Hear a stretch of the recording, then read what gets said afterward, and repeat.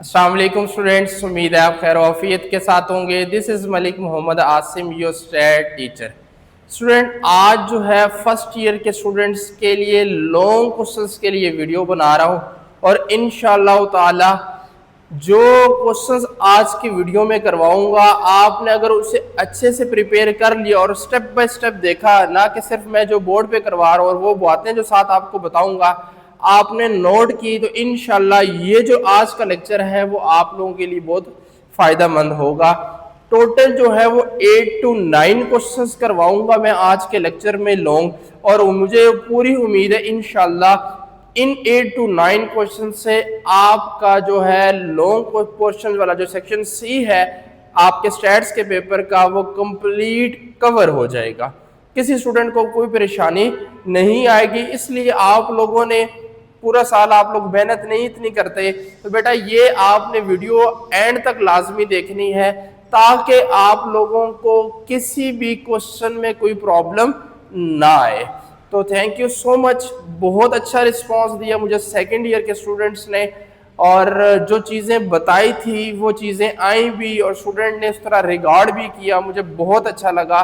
आज जो है इसीलिए फर्स्ट ईयर वालों की भी ये जो है लेक्चर रिकॉर्ड कर रहा हूँ, ये क्वेश्चंस आज लॉन्ग क्वेश्चंस बता रहा हूँ कि आप लोगों भी बेटा देखेंगे लाजमी और आज के इस लेक्चर से फ़ायदा उठाएंगे। यूनिट नंबर 5 क्वेश्चन स्टार्ट करने से पहले एक रिक्वेस्ट करता हूँ कि बच्चे लाइक कर दिया करें, कमेंट कर दिया करें और सब्सक्राइब कर दें ताकि जब भी कोई नई वीडियो अपलोड होती है तो आप लोगों को नोटिफिकेशन आ जाएगा, और अपने दोस्तों को शेयर करें ताकि सारे इससे फ़ायदा उठा सकें। स्टूडेंट्स मैसेजेस कर रहे थे पीबीए के लिए, तो पीबीए के लिए इंशाल्लाह फर्स्ट और सेकंड दोनों के लिए मैं सेपरेट वीडियो बना दूंगा ताकि आपको प्रैक्टिकल में पता चल जाए कैसे प्रैक्टिकल होता है और क्या करना पड़ता है और उसके लिए क्या तैयारी की होगी। पर अभी आज जो है वो स्पेशल फर्स्ट ईयर स्टैट्स के लॉन्ग क्वेश्चंस हम आज की वीडियो में करेंगे। तो यूनिट नंबर 5 से मैं जो है वो स्टार्ट कर रहा हूँ लॉन्ग क्वेश्चंस।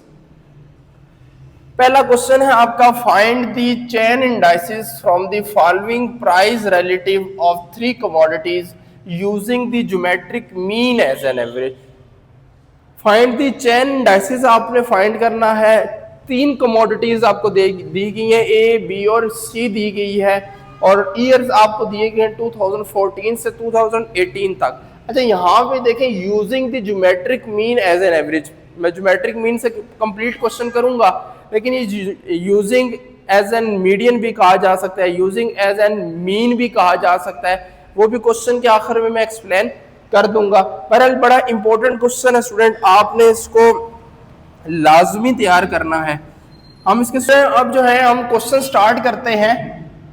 अब जो इंडेक्स नंबर का क्वेश्चन होता है इसका सारा का सारा काम टेबल के अंदर होता है। तो मैं स्टूडेंट को अक्सर ये कहता हूं कि जब भी आपने इंडेक्स नंबर का क्वेश्चन करते हैं तो आपने इंडेक्स नंबर के क्वेश्चन में आपने एक लाइन छोड़ के एक वैल्यू लिखनी है ताकि आपका सवाल मिक्स अप ना हो जाए और वो देखने में विजिबल हो और आसानी से नजर आए। तो आपको ईयर्स दिए गए हैं 2014, 2015, 2016, 17, 18। अब हमें कमोडिटीज दी गई हैं 3, ए बी सी।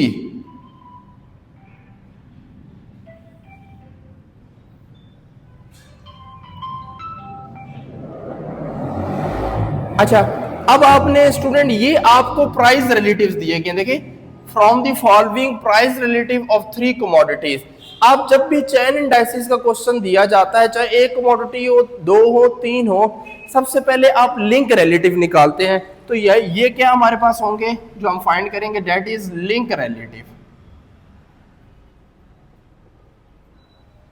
अब लिंक रिलेटिव कैसे निकाले जाते हैं? लिंक रिलेटिव का फॉर्मूला होता है स्टूडेंट, ये मैं यहां लिख देता हूं, link relative p n divided by p n minus 1 multiply by 100। यानी हर अगले ईयर को उसके प्रीवियस ईयर के साथ डिवाइड करना है और मल्टीप्लाई बाई 100। यहाँ पे चेन इंडाइसिस का 2 तरीके से सवाल आता है। अब देखिए यहाँ पे उसने फाइंड चेन इंडाइसिस का, लेकिन कोई नहीं बताया कि कौन सा year as a base consider करना है। ये एक सिचुएशन, और एक सिचुएशन ऐसी है कि वो कह देता है find the chain indices from the following price relative of 3 commodities using geometric mean as an average and 2014 as an base year. ठीक है, तो लेकिन इसमें उसने नहीं कहा, जब जिसमें वो बेस ईयर बताएगा तो उसमें आपने क्या करना है, पहले ईयर को पहले पे ही डिवाइड करके मल्टीप्लाई बाय 100 करना है। लेकिन जब वो नहीं बताता ऐसा, और जस्ट उसने कहा हुआ है कि चेन इंडाइसेस निकालें और using geometric mean, using mean भी कह सकता है, यूजिंग मीडियन भी कह सकता है। मीन कहेगा तो आगे जाके बताऊंगा क्या करना है, मीडियन का भी बता दूंगा साथ ही।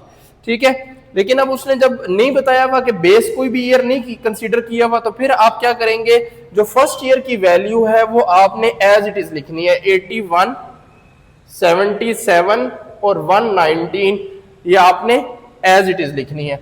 अब नेक्स्ट आप क्या करेंगे, 62 को डिवाइड करेंगे 81 पे मल्टीप्लाई बाय 100, 104 को 62 पे डिवाइड करेंगे मल्टीप्लाई बाय 100, 93 को जो है वो डिवाइड करेंगे हम किस पे, 104 पे मल्टीप्लाई बाय 100, और 60 को डिवाइड करेंगे 93 पे मल्टीप्लाई बाय 100, और साथ साथ लिखते जाएंगे।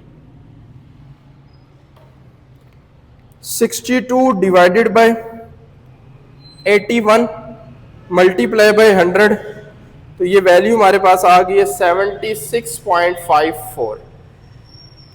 104 डिवाइडेड बाय 62 मल्टीप्लाई बाय 100, तो ये हमारे पास आ जाएगा 167.74।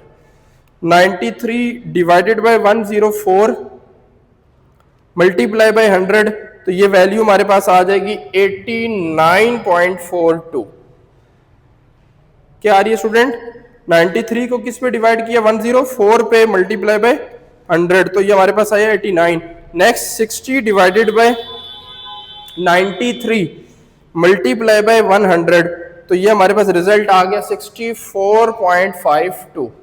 नेक्स्ट अब क्या करना है, दूसरा बी के लिंक रिलेटिव निकालने हैं, तो 54 इसको यहां पे लाइन लगा दें, 54 डिवाइडेड बाय 77 मल्टीप्लाई बाय 100, तो ये हमारे पास क्या आ जाएगा, 54 डिवाइडेड बाय 77 मल्टीप्लाई बाय 100, तो ये वैल्यू आ रही है 70.13। नेक्स्ट क्या करूंगा, 87 को 54 पे डिवाइड करूंगा, 87 डिवाइडेड बाय 54 मल्टीप्लाई बाय 100, तो ये वैल्यू मेरे पास आ जाएगी 161.11। अब आपको समझ आ गई तो मैं डायरेक्ट लिखता जाऊंगा। नेक्स्ट क्या करूंगा, 75 को डिवाइड करूंगा किस पे, 87 पे, 75 डिवाइडेड बाय 87 मल्टीप्लाई बाय 100, तो ये वैल्यू आ जाएगी 86.21।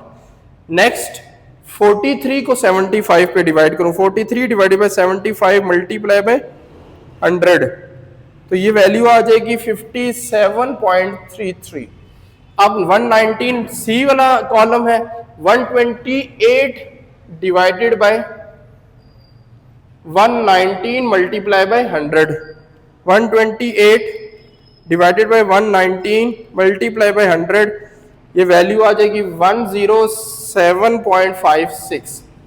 नेक्स्ट क्या करूंगा, 111 आपको नजर आ रहा है 128 के नीचे, 128 में डिवाइड करूंगा मल्टीप्लाई बाय 100, तो ये वैल्यू आ जाएगी 86.72।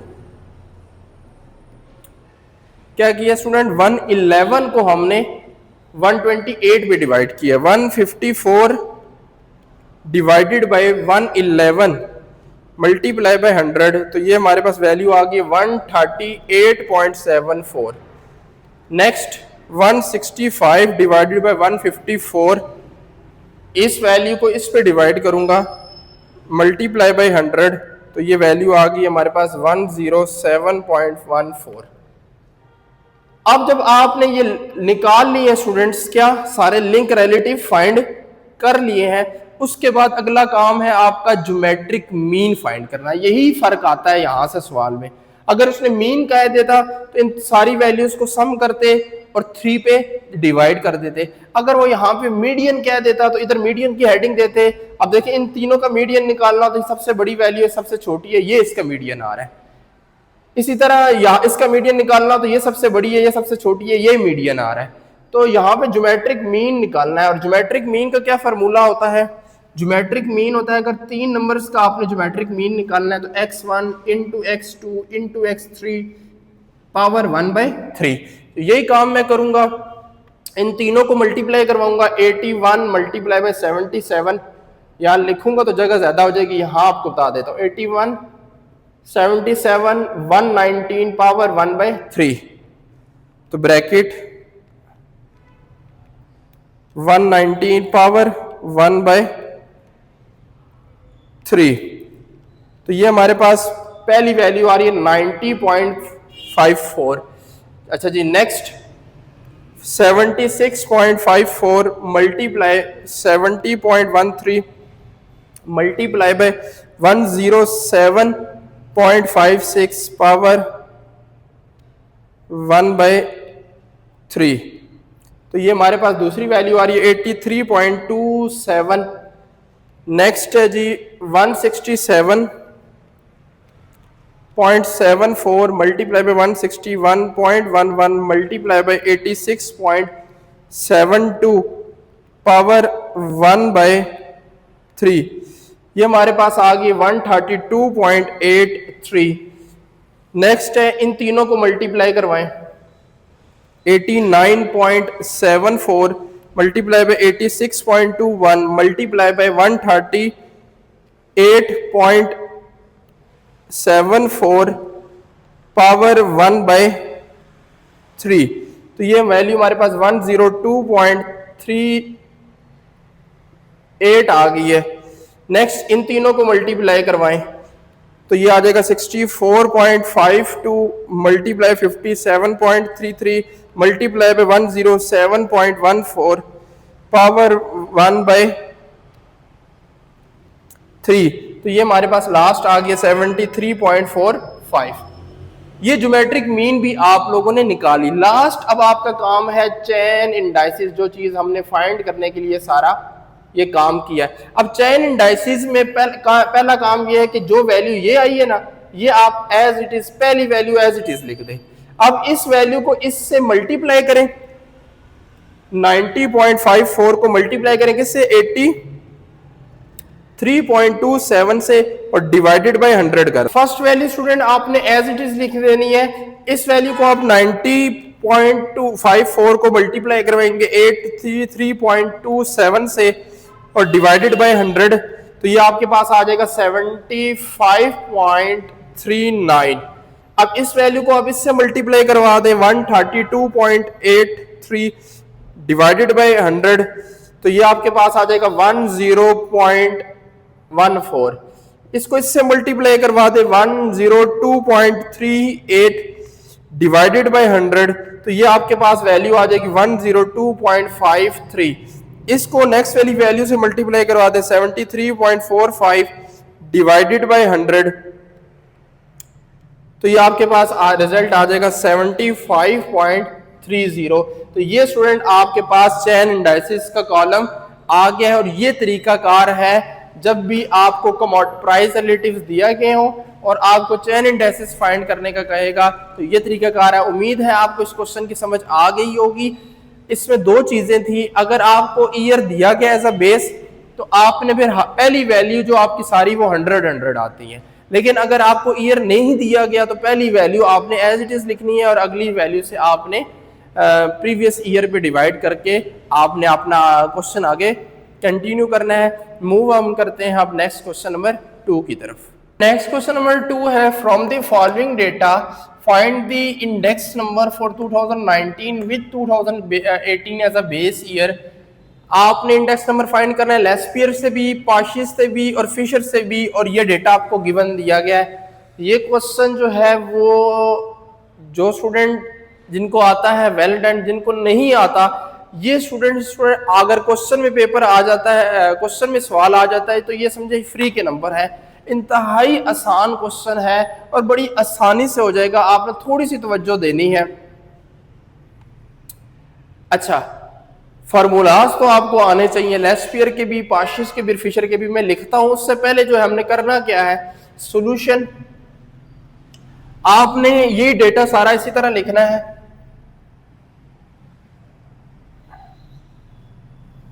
अब ये जो 2018 है इसकी जो प्राइस होगी वो आपके पास P0 होगी, मैं इसको P0 से लिखता हूं, और जो इसकी 2019 की है प्राइस इसको PN से डिनोट करूंगा। ठीक है, कमोडिटीज हमारे पास थी A, B, C और D।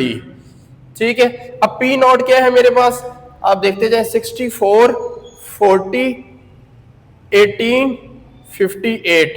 ठीक है, PN है 2019 है इसलिए इसको PN का नाम दे दिया है। अच्छा, 75, 45, 21, 68। अब जो नेक्स्ट है क्वांटिटी, तो क्वांटिटी 2018 की जो क्वांटिटी है उसे Q0 का नाम देंगे। 270, 124, 130 एंड 185। नेक्स्ट, अब जो 2019 की है इसको अब QN का नाम देंगे। QN मींस करंट ईयर की क्वांटिटी। ठीक है, 290, 144, 137, 200। अब आपको फार्मूलाज आने चाहिए। फार्मूलाज क्या है, लेस पीयर का। लेस पीयर का फार्मूला होगा आपका, Laspeyres index number is equal to summation PN P0 summation PN summation P0 और ये Q0 दोनों के साथ आ जाएगा, तो ये इसका मल्टीप्लाई बाय 100। इसी तरह पाशीज का क्या है, इंडेक्स नंबर, तो ये होता है summation PN QN summation P0 QN। Less peer में Q0 आता है साथ, और पाशीज में QN आता है साथ। तो यहां पे इन्हीं को देखते हुए आप जो है हेडिंग्स दे दें PN Q0, नेक्स्ट आप दे दें P0 Q0, नेक्स्ट आपने हेडिंग देनी है PN QN, और उससे नेक्स्ट आपने हेडिंग देनी है P0 QN। फार्मूलाज आएंगे तो आपको ये भी पता चल जाएगा कि हमने हेडिंग्स क्या देनी है, हमने फाइंड क्या करना है यहाँ पे। तो पहला PN Q0 है तो हम निकालते हैं ये आपका PN है और ये Q0 है, इन दोनों को आपस में मल्टीप्लाई करवाते हैं। 75 इंटू 270, 20250, 45 इंटू 124, 5580, 21 को 130 के साथ 2730। अच्छा, लास्ट वन क्या है, PN Q0 68 को 185 के साथ, 68 इंटू 185 तो ये आ जाएगा 12,580। P0 Q0 है तो अब इस कॉलम को इससे मल्टीप्लाई कर दें, 64 इंटू 270 तो ये आ जाएगा 17,280। नेक्स्ट इसको इससे मल्टीप्लाई कर दें, 40 इंटू 124, 4960। अब आप इसको इससे मल्टीप्लाई कर दें, 18 इंटू 130, 2340, 185 को 58 से कर दें तो वो 10730। अब PN QN है तो आप PN और ये QN है, 75 को मल्टीप्लाई कर दे 290 के साथ, 21750, 45 को 144 के साथ, 45 को 144 के साथ, 6480, 21 को 137 के साथ, 21 इंटू 137 तो ये 2877, और 200 को 68 के साथ, 68 इंटू 200 तो ये हमारे पास वैल्यू आ जाएगी 13600। अब लास्ट कॉलम रह गया P0 QN। अब आप देखें कि आप P0 और ये QN है, 64 इंटू 290 तो 18560, 144 को 40 के साथ, 40 इंटू 144 5760, 18 इंटू 137 18 इंटू 137 2466। लास्ट क्या करना है आपने 200 को 58 के साथ मल्टीप्लाई कर देना है तो 11600। अब ये सारी वैल्यूज आपके पास आ गई हैं। अब इन चारों कॉलम के आपने सम निकाल लेने हैं। इसका सम निकाल लेते हैं 20250 प्लस 5580 प्लस 2730 प्लस 12580। तो ये आ जाता है हमारे पास 41140।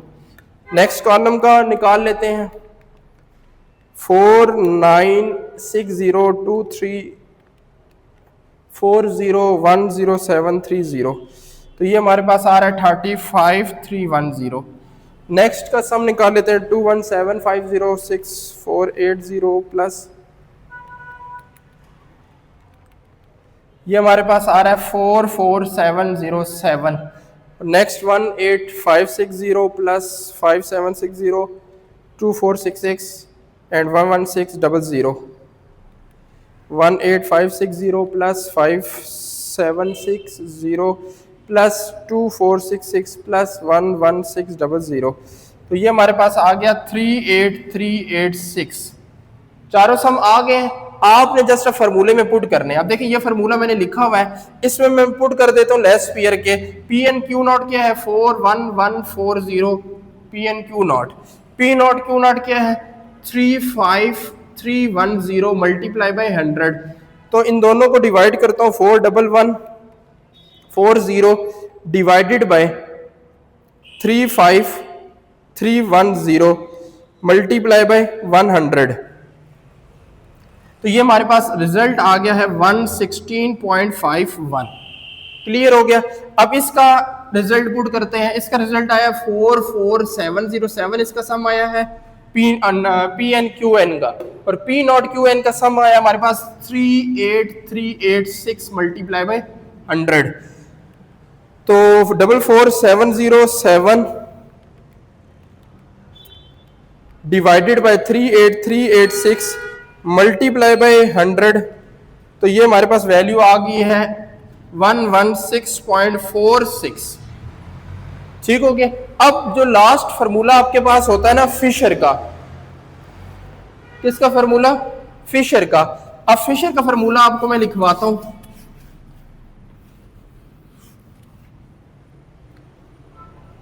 फिशर का क्या होता है फिशर इंडेक्स नंबर।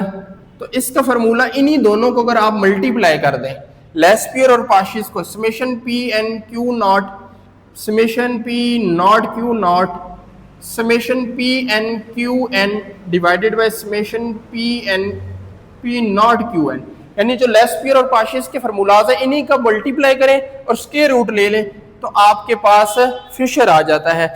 तो ये वैल्यू हमारे पास क्या आई थी 1116.51 1116.46। इन दोनों को मल्टीप्लाई करें और इनका स्क्वायर रूट ले लें तो ये हमारे पास रिजल्ट आ जाता है फिशर का 1116.48।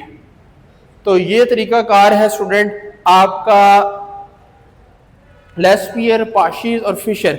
और समटाइम ये भी आ जाता है कि show that the geometric mean of Laspeyres and Paasche is equal to the Fisher ideal index number. और अभी मैंने आपको बताया फिशर का फार्मूला यही होता है कि आप लेस पीयर और पार्शियस को इनके फार्मूलाज को मल्टीप्लाई करवाएं और डिवाइडेड बाय स्क्वायर रूट ले लें और मल्टीप्लाई बाय 100 करेंगे तो आपके पास फिशर इंडेक्स नंबर आ जाता है। बड़ा आसान सा क्वेश्चन था, कोई इसमें मुश्किल चीज़ नहीं है। ये टोटल 4 कॉलम्स हैं और वो फार्मूलाज आपको याद हो तो आपको पता चल जाता है हमने क्या कॉलम्स बनाने हैं। वैल्यूज पुट की फार्मूले में और उसके आंसर्स आ गए। दो क्वेश्चन हमारे कंप्लीट हो गए हैं। हम मूव करते हैं नेक्स्ट क्वेश्चन नंबर 3 की तरफ। नेक्स्ट स्टूडेंट क्वेश्चन है हमारे पास 3, calculate the index number for 1990 on the basis of 1978। अब ये जो क्वेश्चन है स्टूडेंट ये कंज्यूमर प्राइस इंडेक्स नंबर का क्वेश्चन है और कंज्यूमर प्राइस इंडेक्स नंबर भी फैमिली बजट मेथड का। ठीक है, अक्सर वो आपको ये भी इस तरह भी कहते हैं कि फाइंड फैमिली बजट मेथड। ठीक है, ये कंज्यूमर प्राइस इंडेक्स नंबर, तो आपने परेशान नहीं होना। दूसरा इस क्वेश्चन की पहचान ये होती है कि इसमें क्वांटिटी एक दी गई होती है और प्राइजेस जो है आपको वो 2 दी गई होती है। और किसी क्वेश्चन में ऐसा नहीं होता। तो ये तीन है, या तो कंज्यूमर प्राइस इंडेक्स नंबर कहेगा, या फैमिली बजट मेथड कहेगा, या इस तरह क्वेश्चन दे देगा और आपने खुद पहचान करनी है कि अब इस पे कौन सा फार्मूला लगेगा। ये क्यों इंपॉर्टेंट है इसकी वजह भी मैं बताता हूँ। सबसे पहले जो इस पे फार्मूला लगेगा वो ये है PON summation WI divided by summation W। और ये जो W होता है ये इक्वल होता है P नॉट Q नॉट के, और जो I इक्वल होता है वो PN P नॉट के इक्वल होता है मल्टीप्लाई बाय 100। ये I इसके इक्वल होता है और W इसके इक्वल होता है।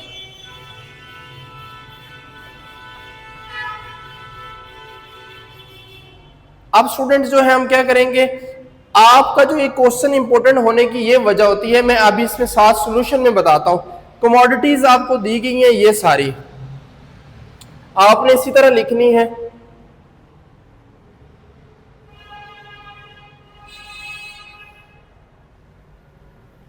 वीट आपको दी गई है, दाल आपको दी गई है, ऑयल आपको दिया गया है, फ्यूल दिया गया है और क्लॉथिंग दी गई है। इसमें जो स्टूडेंट मिस्टेक करते हैं और जो इसके इंपॉर्टेंट होने की वजह है, अब यहां देखें क्वांटिटी और साथ उसके यूनिट दिए गए हैं। अब यहां पे रुपीस पर मंड में दी गई है, जबकि क्वांटिटी में वैल्यू सेल्स है। अब सेल्स मीन होता है केजी, किलो में। मंड बड़ा यूनिट है, 20 सेल्स छोटा यूनिट है। अब हम यूनिट ऑफ प्राइस जो दी गई है वो तो फिक्स है, वो हम चेंज नहीं कर सकते, लेकिन हम क्वांटिटी को अपना यूनिट ऑफ प्राइस के मुताबिक कन्वर्ट करेंगे। अब एक मन में कितने शेयर्स होते हैं 40 kg, यानी एक मन में 40 kg होते हैं। तो हम इस क्वांटिटी को जो शेयर्स में इसको चेंज करते हैं मन में। तो ये इसमें इंपॉर्टेंट होने की वजह है कि अक्सर औकात कभी कभार तो ये होता है कि सेम ही होते हैं, लेकिन कोई एक अद वैल्यू 2 वैल्यू चेंज की होती है और बच्चे वो देखते नहीं और डायरेक्ट कर देते हैं। तो अब मैं इस शेयर्स को चेंज करूंगा, 20 को डिवाइडेड बाय 40 करूंगा। हमेशा बड़े यूनिट में जाने के लिए डिवाइड किया जाता है। तो ये क्वांटिटी को Q नॉट से डिनोट कर दें, तो ये मेरे पास आ जाएगी 0.5। अब ये मंड में चेंज हो गई है। यूनिट ऑफ प्राइस उधर लिखा हुआ है, मैं इधर नहीं लिख रहा, ठीक है। ये भी 8 शेयर है, इसको भी मन में करना है क्योंकि इसके भी आगे यही है। 8 डिवाइडेड बाय 40 करूंगा, तो ये आ जाएगा 0.2। 1.5 शेयर्स यानी 1.5। 1.5 को भी 40 पे डिवाइड करूंगा, तो ये वैल्यू मेरे पास आ जाएगी 0.0375। अब ये देखें, ये रुपीस पर मन है, यहां पे भी मन है, तो इसको चेंज हम नहीं करेंगे, ये एज इट इज रहेगी। अब यहां रुपीस पर यार्ड है, तो ये भी यार्ड में है, तो ये भी एज इट इज रहेगी। तो आपको मेरी क्या बात करने का मकसद समझ आ गया होगा। अगर ये दोनों यूनिट, यहाँ पे जो यूनिट दिया है क्वांटिटी भी उसी यूनिट में दी है, तो फिर तो ठीक है। अगर नहीं दी गई उस यूनिट में क्वांटिटी, तो फिर आप उस यूनिट में लेकर आएंगे अपनी क्वांटिटी को। अब प्राइसेस जो है, जो प्रीवियस ईयर है उसको P नॉट कह दें, 10.00, 15.00, 90.25, 2.25, 1.50, और अगले ईयर को आप PN कह दें, 13.50, 20.00, 200.50, 2.50, 2.25। अब आपके पास फॉर्मूले मैंने ये लिख दिए, ये चीज आपने बनानी। तो इसके लिए आपको पहले W चाहिए, तो W निकालने के लिए हम करेंगे P नॉट Q नॉट। तो P नॉट ये है, Q नॉट ये है। 10 को मल्टीप्लाई कर दे 0.5 के साथ, तो ये 5 आ जाएगा। 15 को मल्टीप्लाई कर दें 0.2 के साथ, 3 आ जाएगा। 90 को मल्टीप्लाई कर दें इसके साथ, 90.25 मल्टीप्लाई बाय 0.0375, ये वैल्यू हमारे पास आ जाएगी 3.384। इसको इसके साथ मल्टीप्लाई कर दें 2.25, ये 9 आ जाएगा। इसको इससे मल्टीप्लाई कर देते हैं 22 मल्टीप्लाई बाय 1.50, तो ये हमारे पास 33 आ जाएगा। अब नेक्स्ट W आ गया हमारे पास। अब हमें I चाहिए। I किस तरह आएगा, I is equal to PN divided by P not and multiply by 100। Formula मैंने इधर भी आपके सामने लिख दिया है। तो PN ये है, P नॉट ये है, 13.50 divided by 10 multiply by 100, 13.50 divided by 10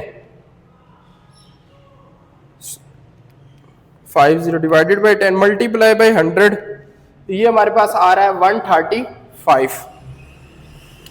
अच्छा जी, नेक्स्ट 20 को डिवाइड कर दे 15 पे, मल्टीप्लाई बाई 100, तो ये वैल्यू हमारे पास आ रही है 133.33। नेक्स्ट आप क्या करेंगे, इसको इस पे डिवाइड करेंगे, 200.50 डिवाइडेड बाई 90.25 मल्टीप्लाई बाई 100, तो ये वैल्यू हमारे पास आ जाएगी 222.16। 2.50 को आप डिवाइड कर दें 2.25 पे मल्टीप्लाई बाई 100, तो ये वैल्यू हमारे पास आ रही है 111.11। Next 2.25 divided by 1.50 multiply by 100, तो ये हमारे पास 150 आ गई। अब लास्ट क्या चीज हमने निकालनी है, ये WI, यानी इन दोनों को आपने सम ले लेना है। WI हेडिंग दे दें, 135 को 5 से मल्टीप्लाई कर दें 675, 133.33 को मल्टीप्लाई कर दें 3 के साथ, तो ये हमारे पास आ जाएगा 399.99। इसको मल्टीप्लाई कर दें 222.16 को मल्टीप्लाई कर दें 3.384, 751.789, और इसको 111.11 को मल्टीप्लाई करेंगे 9 के साथ, तो ये आ जाएगा 999.99। 150 को मल्टीप्लाई करेंगे 33 के साथ 4950। आखिरी कॉलम को और W वाले कॉलम का आप सम ले लें, 4675 प्लस 399.99 प्लस 751.789 प्लस 99.99 प्लस 4950, इन सबको ऐड किया तो ये मेरे पास रिजल्ट आ गया इस आखिरी कॉलम के साथ का 777.6769। और W का कॉलम का सम कर लें, 5 प्लस 3 प्लस 3.384 प्लस 9 प्लस 33, ये वैल्यू आ गई है 53.384। फॉर्मूला आपके सामने लिखा हुआ है, दोनों वैल्यूज आ गई हैं, पुट करते हैं वैल्यू। समीशन WI हमारे पास है 777.769 डिवाइडेड बाई 53.384, इन दोनों को डिवाइड करें तो ये हमारे पास रिजल्ट आ रहा है 145.67। उम्मीद है स्टूडेंट आपको इस क्वेश्चन की समझ आई होगी। तरीकाकार देखें, जब भी कंज्यूमर प्राइस इंडेक्स नंबर कहा जाए तो आपको ये फॉर्मूला याद होना चाहिए। अब W इसके इक्वल होता है, I इसके इक्वल होता है, और जो यूनिट का कॉन्सेप्ट मैंने आपको बताया है ये आपको क्लियर होना चाहिए। बाकी सवाल आपके सामने है, कैलकुलेशन आपके सामने है, आपने इसके एक्सरसाइज में भी क्वेश्चन गिवन है और आपके एग्जाम्पल्स में भी इसके क्वेश्चन गिवन है। आप लोगों ने लाजमी ट्राई करनी है, प्रैक्टिस नहीं करेंगे कभी भी क्वेश्चन आपको तैयार नहीं होगा, इसलिए एक दो दफा लाजमी आपने प्रैक्टिस करनी है। मूव करते हैं हम नेक्स्ट क्वेश्चन नंबर 4 की तरफ। स्टूडेंट क्वेश्चन नंबर 4 है हमारा, calculate the regression line y on x। x on y भी पूछ सकता है, इसमें एक और दो चीजें हैं, किस तरह सवाल आ सकता है वो सारी चीजें मैं इंशाल्लाह इसी क्वेश्चन में कंप्लीट कर दूंगा। वैल्यूज कुछ भी हो सकती हैं, वैल्यूज मैटर नहीं करती है। x और y की आपको वैल्यूज दी गई हैं, आपने स्टार्ट कैसे लेना है सॉल्यूशन, आपने इसे हॉरिजॉन्टल टेबल को वर्टिकल फॉर्म में लिखना है। x की वैल्यूज है हमारे पास 10, 9, 8, 7, 6, 4, 3। नेक्स्ट y की वैल्यूज है हमारे पास 8, 12, 7, 10, 8, 9 और 6।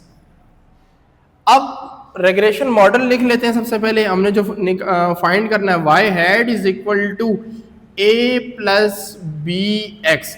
अगर ये x ऑन y होता है तो मैं लिखता x hat is equal to a plus b y, यही फर्क होता है। फिर हम इस पे फोकस कर रहे हैं।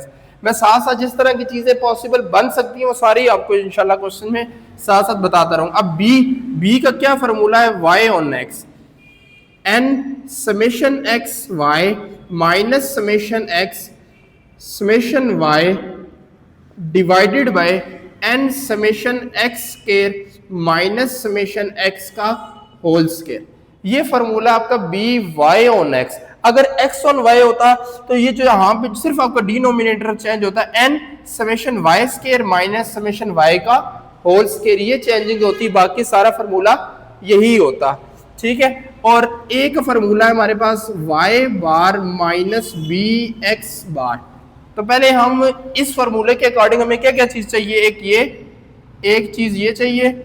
ठीक है, ये हम फाइंड करते हैं कैसे, आप एक एक्स वाई का कॉलम निकाल लें और एक आप कॉलम निकाल लें एक्स स्क्वायर का। ये सारी चीजें कैलकुलेटर से भी फाइंड की जा सकती हैं, लेकिन अभी उसका टाइम सिखाने का नहीं है। अभी मैं आपको मैनुअली ही ये क्वेश्चन बताता हूँ किस तरह करते हैं। एक्स वाई यानी 10 8 80, 12 into 9 108, 8 into 7 56, 70, 6 8 48, 9 4 36 and 6 3 18। X square है यानी हर एक्स की वैल्यू का आप स्क्वायर ले लें। 10 का स्क्वायर 100, 81, 64, 7 का स्क्वायर 49, 6 का स्क्वायर 36, 16 एंड 9 आ गया मेरे पास। ठीक हो गया। अब इन चारों कॉलम्स का आप सम ले लें, 10 9 8 7 6 4 3, कितनी वैल्यूज है, 1 2 3 4 5 6 7, तो ये मेरे पास सम आ गया 47। y के कॉलम का सम ले लें, 8 12 7 10 8 9 6, ये मेरे पास आ जाएगा 60। एक्स वाई का सम ले लें, 80 108 56 70 48 36 18, ये वैल्यू मेरे पास आ गई 416।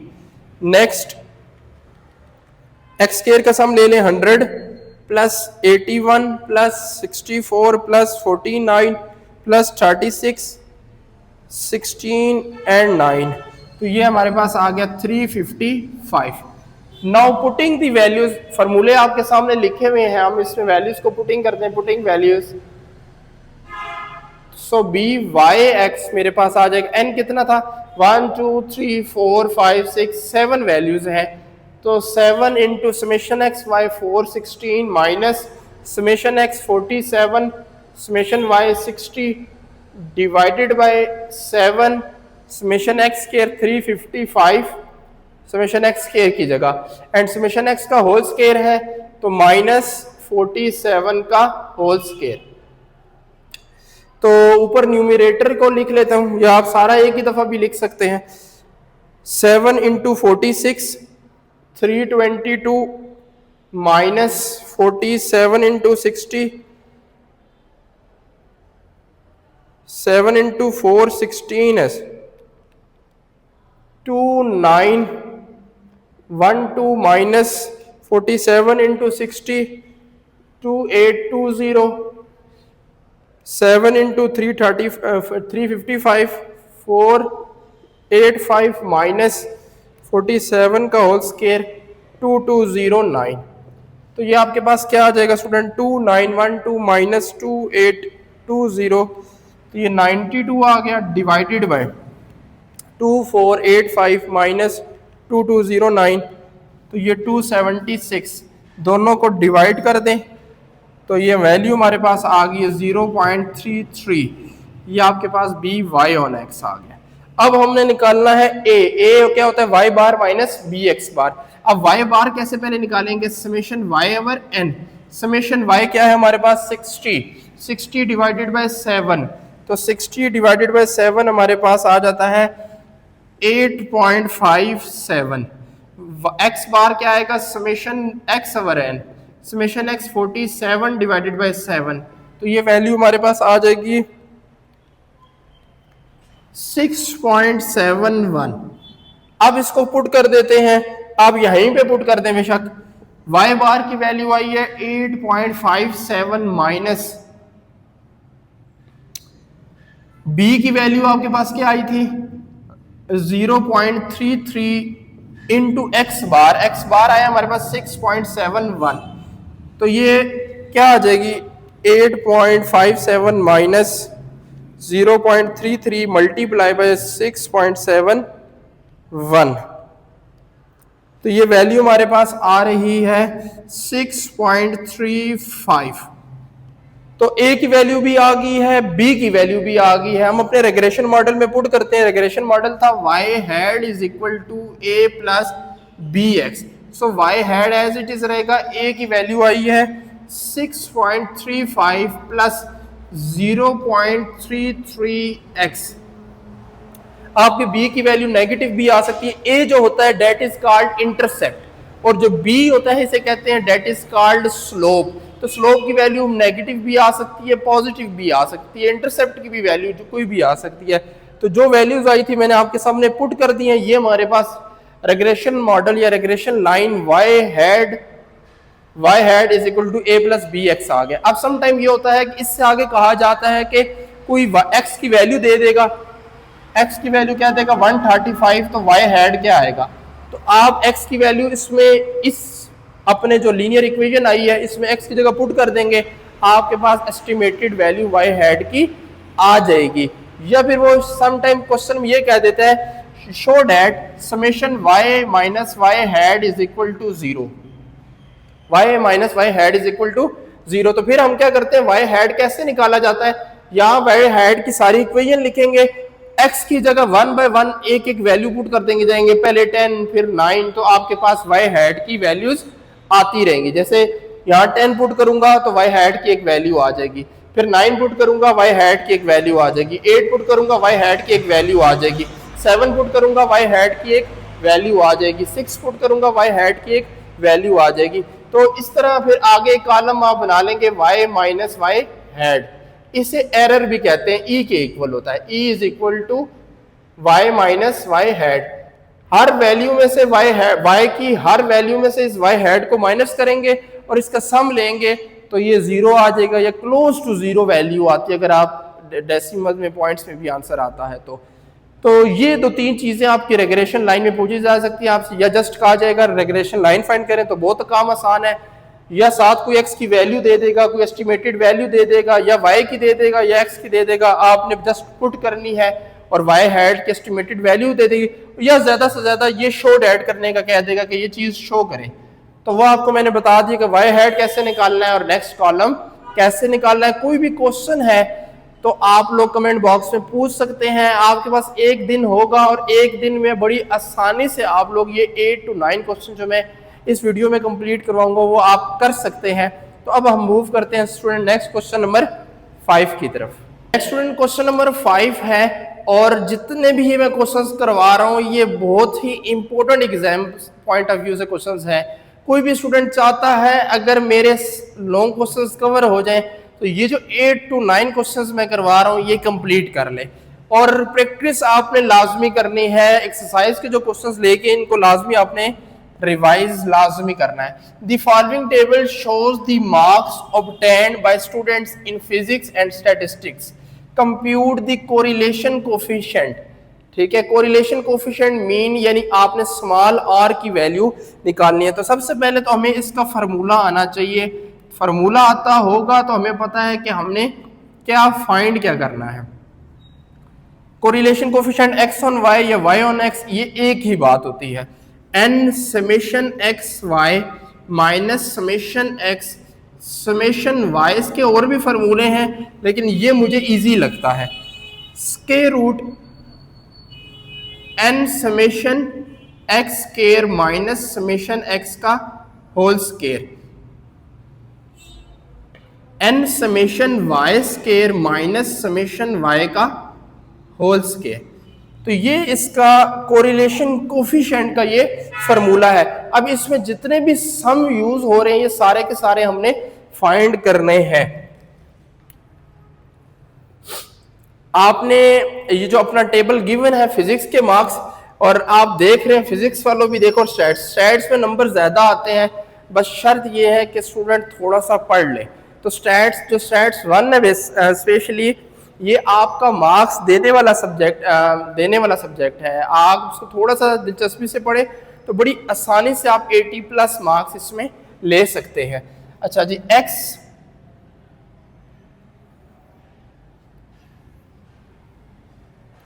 आपका फिजिक्स को उसने एक्स से डिनोट किया है। 48, 40, 32, 34, 30, 50, 26, अगेन 50, 22, 43। वाई की वैल्यूज हैं, मैं एक दफा दोबारा वैल्यूज बुक से जो है वो कंफर्म भी कर लेता हूं कि इसी तरह ही है। ठीक है जी, नेक्स्ट वाई की वैल्यूज हैं 76, 56, 40, 50, 34, 70, 56, 68, 40 एंड 57। अब समेशन एक्स वाई तो आ जाएगा। नेक्स्ट कॉलम आप बनाए समेशन एक्स वाई, उसके बाद आप कॉलम बनाएंगे एक्स का स्केयर, उसके बाद आप कॉलम बनाएंगे वाई का स्केयर। ये सारी चीजें मैंने आपको बताया कि कैलकुलेटर से फाइंड की जा सकती हैं, लेकिन वो बच्चा जिसे कैलकुलेटर चलाना आता हो तो ये डायरेक्ट सारी चीजें निकाली जा सकती हैं। लेकिन अभी जो है वो मैं मैन्युअली करता हूं। 48 को मल्टीप्लाई करते हैं 76 के साथ, 3648, 40 इंटू 56, 2240, 32 इंटू 40, 1280। ये आमने सामने वाले मल्टीप्लाई कर रहा हूं। 34 into 50, 1700, 30 into 34, 1020, 50 into 70, 3500, 26 into 56, 1456, 50 into 68, 3400, 22 into 40, 880, 43 into 57, 43 into 57, 2451। Next क्या है, एक्स का स्केयर है तो 48 का स्केयर 2304, 40 का स्केयर 1600, 32 का स्केयर 1024, 34 का स्केयर 1156, 30 का स्केयर 900, आगे नेक्स्ट क्या है 50 का स्केयर 2500, 26 का स्केयर 676, 50 का स्केयर 2500, 22 का स्केयर 484, 43 का स्केयर 1849। नेक्स्ट क्या करें जी, y का स्केयर तो 76 का स्केयर 5776, 56 का स्केयर 3136, 1600, 25 500, 34 का स्केयर 1156, उसके बाद 70 का स्केयर 4900, 56 का स्केयर 3136, 68 का स्केयर 4624, 1600, 57 का स्केयर 3249। आखिर में हमने अब ये क्या करना है, जितने भी ये कॉलम स्टूडेंट फाइंड किए हैं इन सब का जो है वो मैं क्या निकाल लेता हूं, टोटल निकाल लेता हूं।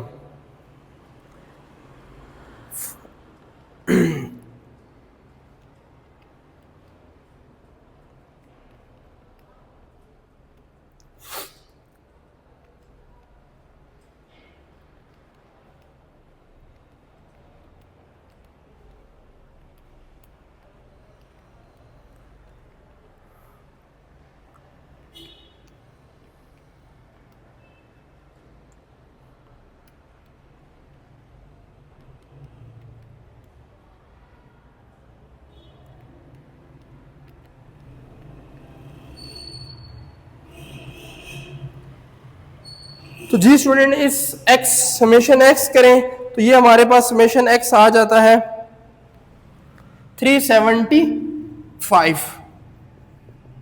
इसी तरह y वाले पूरे कॉलम का आप सम ले लें तो y वाले पूरे कॉलम का सम आपके पास आ जाता है 547। ठीक है, आप समेशन एक्स वाई ले लें तो समेशन एक्स वाई आपके पास आ जाएगा 21575। नेक्स्ट क्या आपके पास समेशन एक्स स्क्वायर है तो एक्स स्क्वायर आपके पास आ जाएगा 14993। आगे समेशन वाई स्क्वायर है तो वाई स्क्वायर आपके पास आ जाता है 31677। तो ये सारे सम हमने फाइंड कर लिए हैं। ठीक है, अब आपके पास ये फार्मूला है स्टूडेंट, आपने इस फार्मूले पे वैल्यूज को क्या कर देना है, पुटिंग वैल्यूज। फार्मूला लिखा हुआ है, मैं दोबारा नहीं लिख रहा, एक्स वाई हो या वाई ऑन एक्स हो, मैंने आपको पहले बताया था, कोई फर्क नहीं पड़ता। एन आपके पास 10 वैल्यूज हैं, समेशन एक्स वाई आपके पास आया है 21575 माइनस समेशन एक्स आपके पास आया है 375,547 डिवाइडेड बाय स्क्वायर रूट है एन 10 है।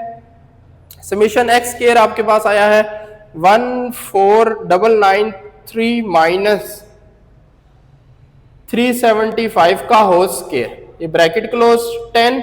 समेशन वाई स्क्वायर आपके पास आया है 31677 माइनस 547 का whole square.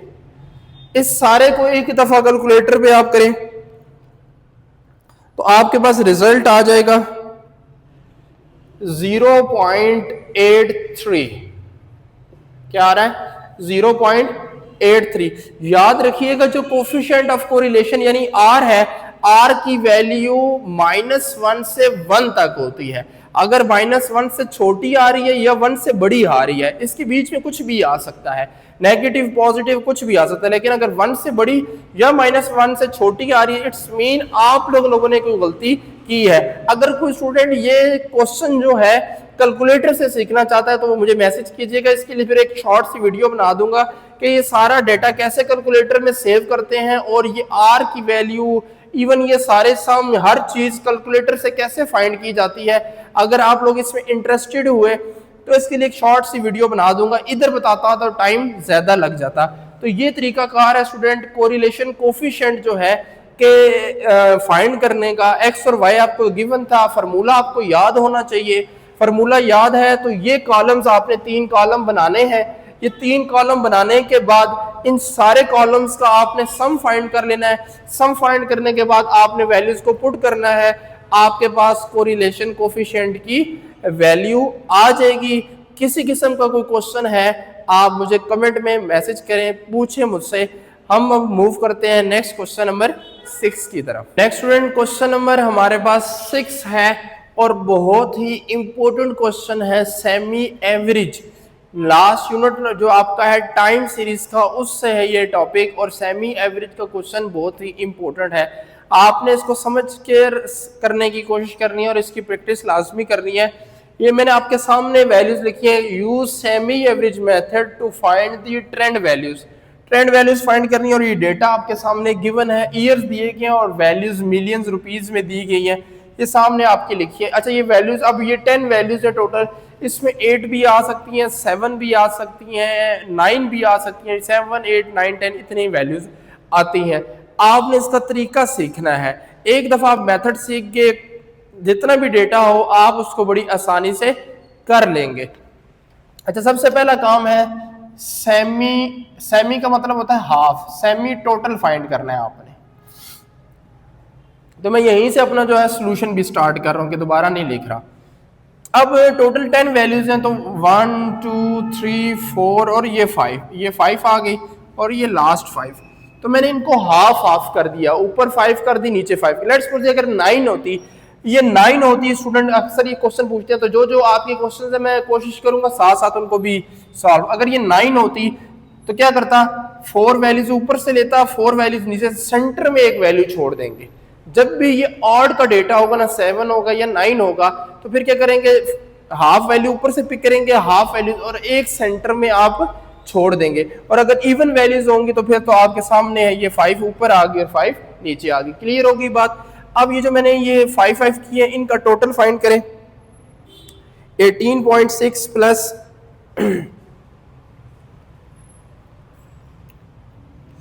18.6 plus 22.6 plus 38.1 plus 40.9 plus 41.4, ये वैल्यू हमारे पास आ गई।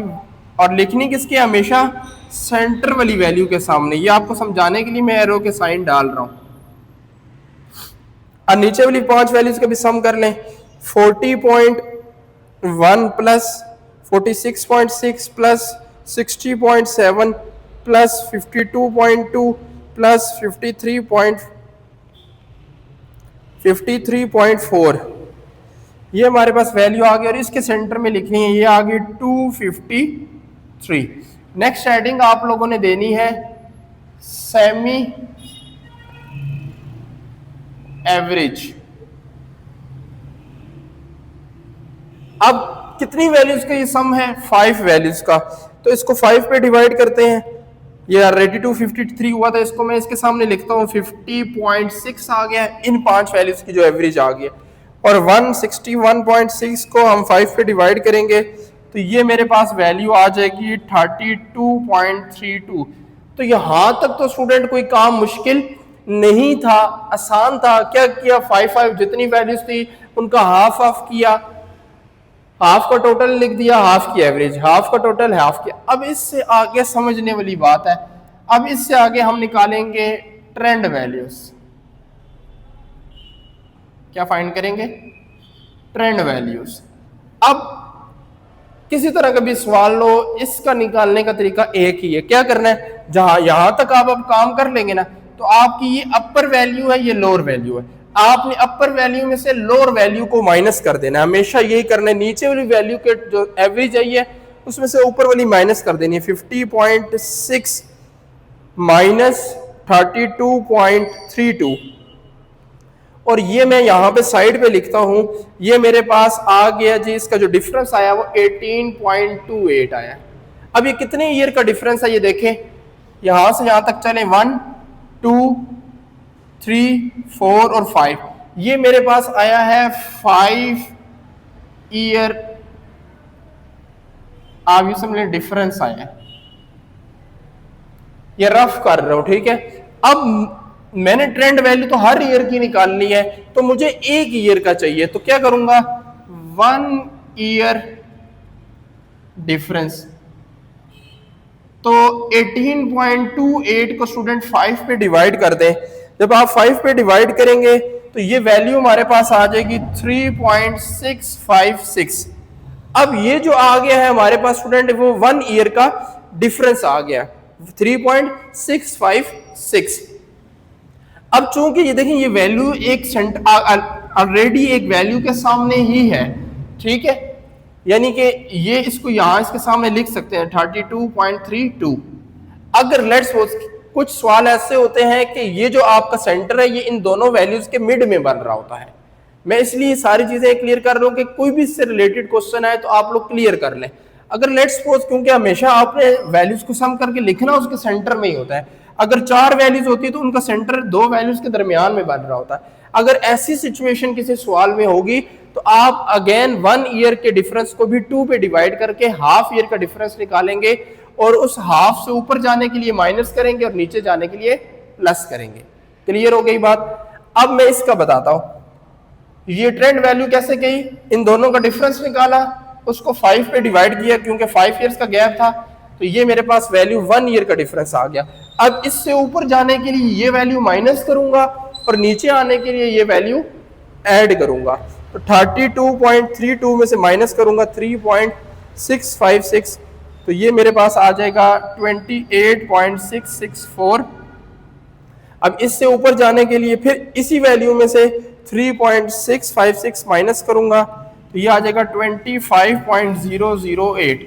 अब इससे नीचे जाने के लिए यानी अगले ईयर में आने के लिए मैं 32.32 में ऐड करूंगा 3.656, तो ये मेरे पास आ जाएगा 35.976। अब बस आगे जाने के लिए ये ऐड करते रहें 3.656, तो ये आपके पास आ जाएगा 39.632। फिर इसमें ऐड कर दें 3.656, तो ये आपके पास आ जाएगा जी 43.288। नेक्स्ट आप ऐड कर दें 3.56656, तो ये वैल्यू आ जाएगी आपके पास 46.944 प्लस 3.656। तो अब ये देखें बिल्कुल एग्जैक्ट वैल्यू इसके सामने ये खुद आई है, यानी 46.944 में जब मैंने ऐड किया 3.656 ये वैल्यू खुद आ गई। अब ये दो वैल्यू से नीचे भी रहती हैं, 3 पॉइंट इसमें भी ऐड कर दे 5656, तो ये आ जाएगी 54.256। इसमें फिर ऐड कर दे 3.656, तो ये वैल्यू हमारी आ जाएगी 57.912। तो स्टूडेंट्स आपको ये क्वेश्चन क्लियर हुआ है? मैं दोबारा एक दफा रिपीट कर देता हूं। जो टोटल डेटा है उसको दो हाफ में करें। अगर इवन वैल्यूज हैं, अगर ऑड वैल्यूज हैं तो सेंटर में एक वैल्यू रहने दें, हाफ वैल्यूज ऊपर रखें, हाफ वैल्यू नीचे रखें। क्लियर? उसका टोटल निकालें, पहले हेडिंग दें। 5 वैल्यूज थी, 5 ईयर का टोटल निकाला और उसके सेंटर में लिखा। इन 5 ईयर्स का टोटल निकाला, उसके सेंटर में लिखा। सेमी एवरेज, इसको 5 ईयर्स का टोटल था 5 पे डिवाइड कर दिया, 5 ईयर का टोटल था 5 पे डिवाइड कर दिया। ठीक है, अब ट्रेंड वैल्यूज निकालने के लिए इस वैल्यू में से ये वैल्यू माइनस की, तो ये रिजल्ट आया 18 पॉइंट। अब ये 5 ईयर का डिफरेंस है इन दोनों के दरमियान, तो ये 5 ईयर का डिफरेंस आया, मुझे 1 ईयर का चाहिए, तो मैं क्या करूंगा, इस वैल्यू को 5 पे डिवाइड किया तो ये आ गया, ये 1 ईयर का डिफरेंस है। तो अब ट्रेंड, क्योंकि ये एग्जैक्ट वैल्यू के सामने ये वैल्यू आ रही है तो ये एज इट इज लिखी। अब इससे ऊपर जाने के लिए ये वाली वैल्यू क्या की, माइनस की है ऊपर जाने के लिए, प्रीवियस ईयर का ट्रेंड वैल्यूज निकालने के लिए। और आगे वाले ईयर्स का ट्रेंड वैल्यू निकालने के लिए हर वैल्यू में ये वैल्यू ऐड की है। 32 में ये ऐड की, ये आ गया, इसमें फिर ये ऐड की और नेक्स्ट इसी तरह चलते रहे। तो सेमी एवरेज का क्वेश्चन आपने लाजमी प्रैक्टिस करना है। जिस तरह की भी क्यूरीज हो सकती थी मैंने कोशिश की है कि आप लोगों को ब्रीफ कर दिया, एक्सप्लेन कर दिया है। तो उम्मीद है आपको क्वेश्चन समझ आई होगी। मजीद कोई सवाल है तो आप कमेंट में पूछ लीजिएगा। अब हम मूव करते हैं नेक्स्ट क्वेश्चन नंबर 7 की तरफ। नेक्स्ट स्टूडेंट क्वेश्चन नंबर 7 है हमारा, टाइम सीरीज के यूनिट से ही smooth the variation of the following data with the help of 4 year centred moving average. आपने इस क्वेश्चन में 4 year centred moving average find करनी है। अब 4 ईयर सेंटर्ड मूविंग एवरेज कैसे फाइंड करनी है, इसके 2 मेथड हैं, लेकिन मैं वो ट्राई करूंगा जो आप लोगों के लिए क्या हो, आसान हो। ठीक है, क्वेश्चन आपके सामने दिया हुआ है, ईयर्स दिए गए 2008 से 2015 तक और आपको वैल्यूज दी गई, प्रॉफिट दिया गया है 100, 120, 150, 160, 190, 210, 350 में। यहीं से आगे इसको कंटिन्यू करता हूं आगे। अब क्वेश्चन क्या है, 4 ईयर सेंटर्ड मूविंग एवरेज। तो सबसे पहली हेडिंग आप देंगे 4 ईयर मूविंग टोटल। अब स्टूडेंट 4 ईयर मूविंग टोटल का मतलब है आपने 4 ईयर्स मूविंग जो 4 वैल्यूज हैं 4 ईयर्स की, उनको ऐड करना है, 1, 2, 3 और 4। पहले ये 4 वैल्यूज ऐड करूंगा। पहली 4, 100 प्लस 120 प्लस 150 प्लस 160 और ये आपकी वैल्यूज आ जाएंगी 530। अब देखें 4 वैल्यूज का टोटल किया है, ये आपको समझाने के लिए लाइन लगा रहा हूं, और इसका जो टोटल आया वो इसके सेंटर में लिखना है। तो ये सेंटर बनता है 530 आया इनका सम। अब ऊपर से आपने एक वैल्यू छोड़ देनी है, यानी ये वैल्यू छोड़ देनी है और नीचे से एक ऐड कर देनी है। तो बार बार क्वेश्चन में कैलकुलेटर में भी बैक ना कीजिएगा, आपके लिए मसला होगा। आपने 100 को स्किप करना है और उसकी जगह क्या ऐड करना है, 190। तो ये आपका जो अब सम आएगा आपने इसके सेंटर में लिखना है, ये 620, क्योंकि अब वैल्यूज आपकी 1, 2, 3 और ये 4 थी, तो ये सेंटर बनता है। बात क्लियर हो रही है? अब नेक्स्ट आपने 120 को ऊपर से स्किप कर देना है और 210 को ऐड करना है। तो 120 को स्किप कर दें और उसकी जगह क्या ऐड करना है, 210। तो आपकी वैल्यू आ जाएगी 710। ये आपने इधर लिखनी है इसके नीचे, ये सेंटर बनेगा। अब आपने 150 को स्किप कर देना है और 1 2 3 और ये 4 वैल्यूज ऐड करनी है। तो क्या होगा, 150 को स्किप कर देंगे, उसकी जगह ऐड क्या होगी वैल्यू 350। तो ये हमारे पास 9 10 आ जाएगा और यहां लिखेंगे हम 9 10। ये मैं लाइन इसलिए लगा रहा हूं, आपके पास तो शीट होगी, शीट पर ऑलरेडी लाइन लगी होती है, उसमें सेंटर पता चल रहा होता है। बोर्ड में सेंटर करने के लिए, आपको बताने के लिए कि सेंटर में लिखी जा रही है, इसलिए मैं लाइन साथ साथ आपको समझाने के लिए गा रहा। अब आपने 160 को स्किप करना है और ऐड क्या करना है 415। अब आपकी 1 2 3 और ये 4 वैल्यूज ऐड होंगे। तो 160 को स्किप कर दें और इसकी जगह ऐड करना है 415। तो ये वैल्यू हमारे पास आ जाती है 1165। जब भी आप 4 ईयर मूविंग सेटल्ड कर रहे हैं, देखें तो ऊपर तकरीबन 1.5 वैल्यू ऊपर भी रह जाती है और इधर भी रह जाती है। क्लियर हो गई बात? ठीक है। अब 4 ईयर मूविंग टोटल निकाल लिया है। अब इसका मैं जो सेकंड मेथड है, जो आसान मेथड है वो करा। उसके बाद आपने लेकिन एडिंग देनी है 2 वैल्यूज मूविंग टोटल। क्या कहना है? 2 वैल्यूज। अगेन आपने 2 वैल्यूज का मूविंग टोटल फाइंड करना है। अब आपकी पहली वैल्यू ये और दूसरी ये है, तो 530 और प्लस 620 को ऐड करें। 620 को ऐड करेंगे तो ये 1150 आ जाएगा। और अब इन दोनों के सेंटर में लिखना है ये 1150। अब 530 को छोड़ के इन दोनों को आपने ऐड करना है और इसके सेंटर में लिखना है। पहले इन दोनों को ऐड किया था, यानी 620 प्लस 710, इन दोनों को ऐड करके इसके सेंटर में लिखूंगा तो ये आ जाएगा 1330। अब इन दोनों को ऐड करें और इसके सेंटर में लिखें 710 प्लस 910, तो ये आ जाएगा 1620। 910 प्लस 1165, तो ये मेरे पास आ जाएगा नेक्स्ट वैल्यू 2075। ये इन दोनों को ऐड किया। क्लियर हो गया? पहले मैंने 4 ईयर मूविंग टोटल फाइंड किया। 4 ईयर मूविंग टोटल फाइंड होने के बाद मैंने क्या लिखा? 2 वैल्यूज मूविंग टोटल। तो इन दोनों का टोटल करके इसके सामने, इन दोनों का टोटल करके इनके सेंटर में, इन दोनों का टोटल इनके सेंटर में, और लास्ट 2 वैल्यूज का टोटल करके उसके सेंटर में। अब ये जो टोटल निकालना था, ये कितनी वैल्यूज का टोटल था? 4 वैल्यूज का। और ये 620 भी कितनी वैल्यूज का टोटल था?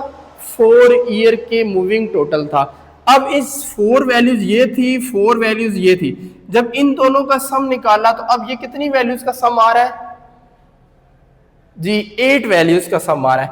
ये आपको समझाने के लिए साथ साथ चीजें लिख रहा हूं, आपने पेपर में नहीं लिखनी। अब ये जो है 8 वैल्यूज का सम है। अब आपने लास्ट हेडिंग देनी है 4 ईयर सेंटर्ड मूविंग एवरेज। अब ये 8 ईयर का जो है वो सम आ गया, तो इसको डिवाइड आपने किस पे करना है? 8 पे करना है। तो 1150 डिवाइडेड बाय 8, तो ये मेरे पास आ जाएगा 143.75। 1330 डिवाइडेड बाय 8, तो ये आपके पास आ जाएगा 166.25। 1620 डिवाइडेड बाय 8, 202.5। 2075 डिवाइडेड बाय 8, तो ये आ जाएगा 259.375। आप चाहे किसी भी मेथड से कर लें, 4 ईयर मूविंग सेटल्ड एवरेज का अगर आप क्वेश्चन सही करेंगे तो उसकी वैल्यू सेम ही आएंगी। अगेन मैं रिपीट कर देता हूं, ये डेटा गिवन था। 4 ईयर मूविंग टोटल का मतलब होता है कि आपने एक वैल्यू स्किप करते हैं और मूव करते रहते हैं अगले नेक्स्ट वैल्यू को, और हर 4 वैल्यूज का आप सम निकाला है। ये 4 ईयर वैल्यूज का मूविंग टोटल था। उस मूविंग टोटल को अगेन मैंने 2 values moving total again find किया। अब ये जो टोटल आया ये 8 वैल्यूज का था, इसको डिवाइड कर दिया 8 पे, तो ये आपका क्वेश्चन हो गया 4 ईयर सेंटर्ड मूविंग एवरेज। इस तरह का एक एक्सरसाइज में क्वेश्चन है 2 ईयर सेंटर्ड मूविंग एवरेज।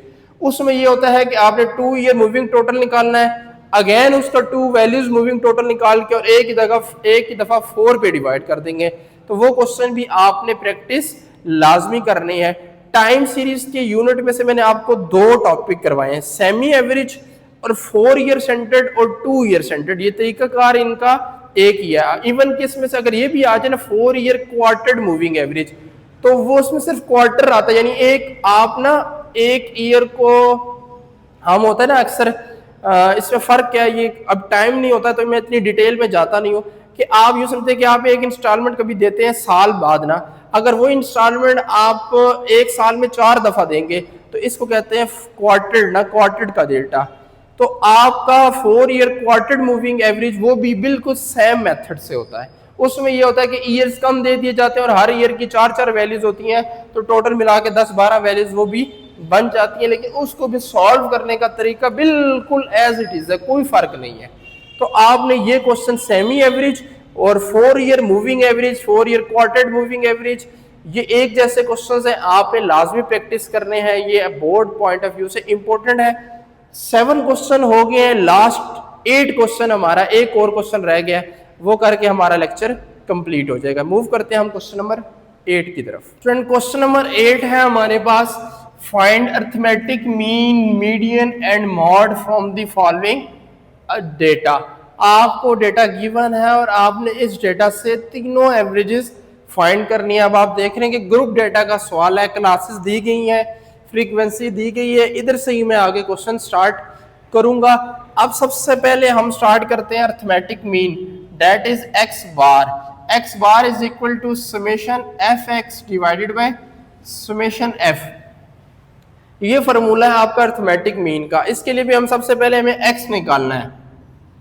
अब एक्स कैसे निकालते हैं, अपर और लोअर लिमिट को आपने ऐड करना है, 10 और 14 को ऐड करना है, 24 और 2 पे डिवाइड कर देंगे, 12 आ जाएगा, 15 और 19 34, 17 22 आ जाएगा, 20 24 44 को 2 पे डिवाइड करेंगे 22, 27 32 और 35 39 को करेंगे तो ये 37 आ जाएगा। x की वैल्यू आ गई, f ऑलरेडी हमारे पास गिवन है,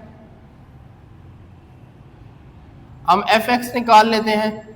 fx क्या करना है, मल्टीप्लाई कर देना है, 36 आ जाएगा, 5 इंटू 17 85 आ जाएगा, 10 इंटू 20 220, 12 इंटू 27 324, 6 इंटू 32 192, 37 इंटू 4 148, ये हमारे पास आ गया। अब fx का और समेशन f का इनका सम फाइंड कर लेते हैं। 36 85 220 324 192 148, तो ये आ रहा है 1005। फ्रीक्वेंसी का सम क्या आ रहा है, 3 + 5 + 10 + 12 + 6 + 4, ये 40 आ रहा है। वैल्यूज को पुट कर देते हैं, 1005 डिवाइडेड बाय 40, तो ये रिजल्ट हमारे पास क्या आ जाएगा, 1005 डिवाइडेड बाय 40, तो ये मीन हमारे पास आ रहा है 25.125 आ रहा है। नेक्स्ट अब हमने मीडियन फाइंड करते हैं। अब मीडियन का सबसे पहले आप फार्मूला लिखें ताकि आपको पता चले कि हमने क्या फाइंड करना है, L + H/F n/2 - C। अब मीडियन में हम सबसे पहले क्लास सेलेक्ट करते हैं, 1 2 3 4 5 3 और 3 6। अब ये जो फ्रीक्वेंसी है, इस फ्रीक्वेंसी को आप ना डिवाइड कर दें 40 को 2 पे, तो ये क्या आ जाएगा 20। अब सबसे पहले हम मीडियन के लिए कम्युलेटिव फ्रीक्वेंसी निकाल लेते हैं। अगर मैं आपको बताता हूँ कि क्लास कैसे सिलेक्ट करते हैं, जो कम्युलेटिव फ्रीक्वेंसी कैसे फाइंड करते हैं, पहली फ्रीक्वेंसी एज इट इज लिखें, 3 और 5 को ऐड कर दें नेक्स्ट फ्रीक्वेंसी में तो 8 आ जाएगा, इस 8 को नेक्स्ट 10 में ऐड कर दें नेक्स्ट फ्रीक्वेंसी 18 आ जाएगा, 18 में आप 12 ऐड कर दें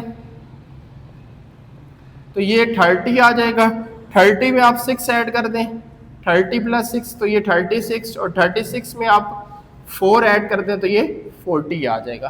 अब आपका जो फ्रीक्वेंसी थी, टोटल फ्रीक्वेंसी को 2 पे डिवाइड करें तो हमारे पास क्या आता है 20 आता है। अब 20 कौन से रो में आ रहा है, अब देखें 18 में 12 आएगा तो ये 20 इस रो में आ रहा है, तो ये रो आप क्या कर लेंगे, हाईलाइट कर लेंगे। इस रो को आपने हाईलाइट करना, इस तरह आप रो सिलेक्ट होगी। आपने फ्रीक्वेंसी के जो सम होता है उसको हाफ कर ले, यानी 2 पे डिवाइड कर ले, जो वैल्यू आती है वो जिस क्लास में आ रही होगी, देखिए 18 प्लस 12 करूंगा तो 20 के बीच में आता है, तो वो आपकी मीडियन क्लास क्या होती है, सिलेक्ट होती है। अब एल जो है, एल कहते हैं जो क्लास सिलेक्ट होगी उसकी लोअर क्लास बाउंड्री क्या होती है, जो क्लास सिलेक्ट होती है उसकी लोअर क्लास बाउंड्री। तो अब लोअर, ये हमारे पास क्लास इंटरवल है ना कि क्लास बाउंड्री। क्लास बाउंड्री क्या होता है, इसमें से 0.5 माइनस करते हैं, तो एल की वैल्यू हमारे पास होगी 24.5। क्लास बाउंड्री निकालने का तरीका सिखाया हुआ था, इसमें से 0.5 माइनस करते हैं और इसमें 0.5 ऐड करते हैं। और एच क्या होता है, जो क्लास हम सिलेक्ट करेंगे उसका साइज ऑफ इंटरवल कितने का डिफरेंस है, देखें 25, 26, 27, 28, 29, 5 का डिफरेंस है, एच की वैल्यू 5 आ जाएगी। एफ क्या होता है, जो क्लास आप सिलेक्ट करेंगे उसकी फ्रीक्वेंसी, क्लास हमने सिलेक्ट की है ये वाली, इसकी फ्रीक्वेंसी क्या है 12, frequency of the selected class. Clear हो रही है बातें। एल लोअर क्लास लिमिट होगी जो क्लास सिलेक्ट करेंगे उसकी, एच जो क्लास सिलेक्ट करेंगे उसका डिफरेंट साइज ऑफ इंटरवल होता है, कितना उसका साइज है, और एफ उसकी फ्रीक्वेंसी होती है। एन जो होगा वो आपका टोटल फ्रीक्वेंसी का सम होगा 40, और सी जो होता है जो क्लास सिलेक्ट करते हैं उससे प्रीवियस क्यूमुलेटिव फ्रीक्वेंसी होती है, प्रीसीडिंग क्यूमुलेटिव फ्रीक्वेंसी से कहते हैं, जो क्लास सिलेक्ट होती है उससे पिछली जो वैल्यू होगी वो आपकी सी की वैल्यू होगी, that is 18। Now putting the values 24.5, 5 over 12, 40/2 minus 18, 24.5, 5 divided by 12, that is 0.4167, 40/20, 20 में से 18 जाएंगे तो 2 आ जाएगा, इससे मल्टीप्लाई कर देता हूं 2 के साथ, और ये 24.5 प्लस 0.833 दोनों को ऐड कर दें तो ये वैल्यू आ गई है हमारे पास 25.33। अब तीसरी एवरेज रह गई स्टूडेंट हमारे पास, और वो क्या है, मॉड। मॉड की डेफिनेशन है मोस्ट रिपीटेड या most occurring observation in the data is called mod. अब मॉड का क्या फार्मूला है, मॉड का हमारे पास फार्मूला होता है L plus f m minus F1 2 into f m minus F1 minus F2 multiply by H। अब मॉड में क्लास कैसे सिलेक्ट की जाती है, मॉड में क्लास सिलेक्ट वो क्लास सिलेक्ट करते हैं जिसकी फ्रीक्वेंसी सबसे ज्यादा हो। मॉड में कौन सी क्लास सिलेक्ट की जाती है, जिसकी फ्रीक्वेंसी सबसे ज्यादा हो। तो हम देखते हैं इनमें से सबसे ज्यादा फ्रीक्वेंसी किसकी है, ये 12 ही है, ऑलरेडी हमने सिलेक्ट की हुई है, जरूरी नहीं होता कि वो सेंटर में आ रही हो, ऊपर भी आ सकती है नीचे भी आ सकती है।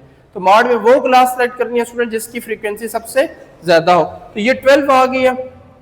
अब वैल्यूज कैसे पिक करते हैं, मैं वैल्यूज यहां पे पिक कर रहा हूं, आपने जरा ये गौर करना है।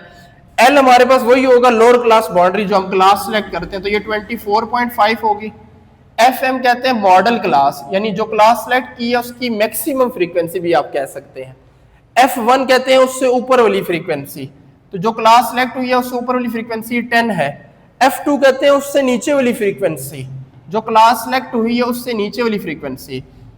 और पीछे क्या रह गया, एच वही होता है size of interval, that is 5। Now putting the values 24.5 plus FM 12 था, 12 minus 10, 2 into 12 minus 10 minus 6 multiply by 5। इधर मैं इसको सॉल्व कर देता हूं। 24.5 प्लस 12 में से 10 गए 2, 2 into 12 24 minus 16 multiply by 5। 24.5 plus 2 divided by 4, 24 में 16 के 8 इंटू 5। अब 5 2 से 10 होता है, 10 को 8 में डिवाइड कर दें, ये हमारे पास आ जाएगा 1.25। इन दोनों को ऐड कर दें तो हमारे पास जो मॉड की वैल्यू आई है वो 25.75 आई है। तो ये स्टूडेंट आपके सामने क्वेश्चन था जिसमें एक ही डेटा दिया गया था और हमने मीन भी फाइंड करना था, मीडियन भी फाइंड करना है, मॉड भी फाइंड किया है। तीनों के फार्मूलाज भी आपके सामने हैं और तीनों के सलूशन भी आप लोगों के सामने हैं। उम्मीद है स्टूडेंट्स आज के जितने भी क्वेश्चंस किए ये आप लोगों को समझ आई होगी और सिर्फ आपने वीडियो देख के पेपर में नहीं चले जाना। बार बार मैंने हर क्वेश्चन के एंड पे कहा है स्टूडेंट्स कि आप लोगों ने इन क्वेश्चंस की प्रैक्टिस लाजमी करनी है। आपकी एक्सरसाइज में, आपकी बुक में जो इससे रिलेटेड क्वेश्चंस हैं वो आपने देख के जाने। और सबसे ज़रूरी, स्टैट्स के पेपर में अगर किसी बच्चे को फार्मूलाज नहीं तैयार, उसको जुबानी नहीं आते, तो वो बच्चा क्वेश्चन नहीं कर सकेगा। तो सबसे पहले जो भी मेथड आप कर रहे हो, किसी भी मेथड का क्वेश्चन कर रहे हो, तो सबसे पहला काम आपका ये है कि आप उसके फार्मूलाज की प्रैक्टिस करेंगे, उसके फार्मूलाज को लिखना सीखेंगे। जब आपके फार्मूलाज तैयार हो जाए फिर आप उस क्वेश्चन की प्रैक्टिस करें। तो उम्मीद है आज का लेक्चर आपको समझ आया होगा। दुआ है अल्लाह पाक सब फर्स्ट ईयर के स्टूडेंट जितने भी स्टैट्स के पेपर देंगे, बाकी जितने भी स्टूडेंट्स पेपर दे रहे हैं, अल्लाह सबको कामयाब करे, अल्लाह सबका हमियो नासिर हो। दुआओं में मुझे ज़रूर याद रखिएगा। अगर आपको ये मेरी एफर्ट और ये चीज़ें समझ आई है तो मेरे लिए मुझे दुआओं में ज़रूर याद रखिएगा। इंशाल्लाह फिर आपसे मुलाकात होगी, प्रैक्टिकल का आपको इन्फॉर्म करना है, तब मिलेंगे। तब तक के लिए अल्लाह हाफिज़।